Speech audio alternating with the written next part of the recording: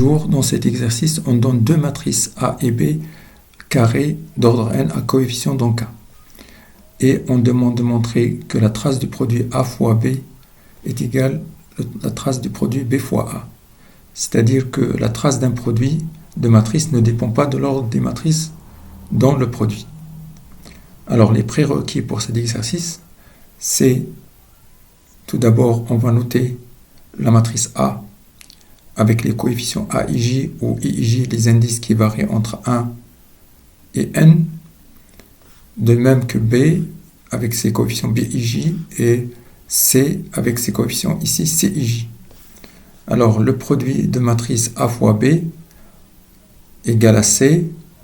Les coefficients de C sont obtenus à partir de ceux de A et B en utilisant cette somme ici.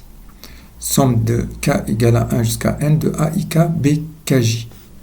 Pour se rappeler de cette somme-là, on utilise la relation de Schall. IJ, le vecteur IJ, égale, si j'introduis le K ici, IK plus KJ. On a IK fois AIK fois BKJ. IK et KJ ici. Deuxièmement, la trace, c'est la somme des éléments diagonaux. Les éléments diagonaux, on peut les écrire sous cette forme-là, CII. Donc ici, la trace, c'est somme de CII de I égale à 1 jusqu'à N. Là, c'est 1, 1, c'est 2, 2, c'est 3, 3, et ainsi de suite. On va commencer par calculer trace de A fois B égale trace de C, car on a dit que A fois B égale à C et que C il a pour coefficient CIJ qui sont donnés par cette relation-là. Donc la trace, c'est la somme sur I.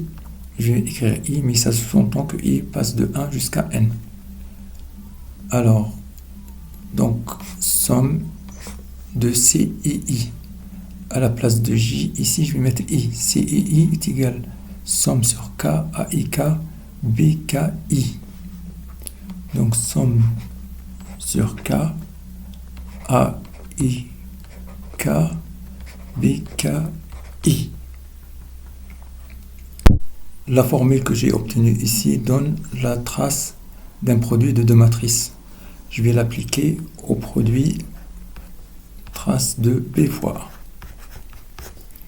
Donc est égal somme sur I, somme sur K. Alors la première matrice ici, le coefficient de la première matrice c'est B.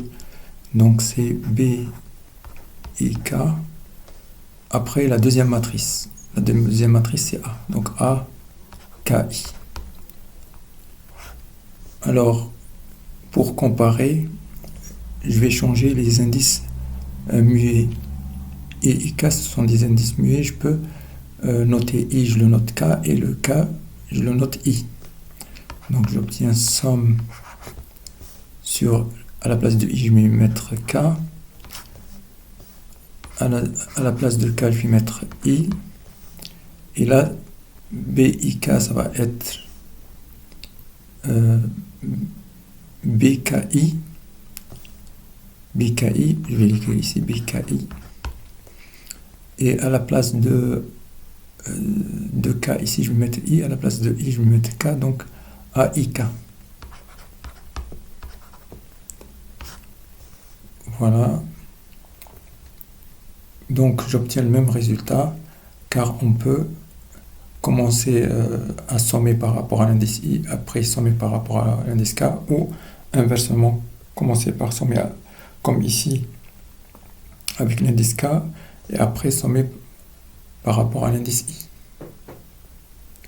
Donc on a trouvé que trace de A fois B est égale trace de B fois A.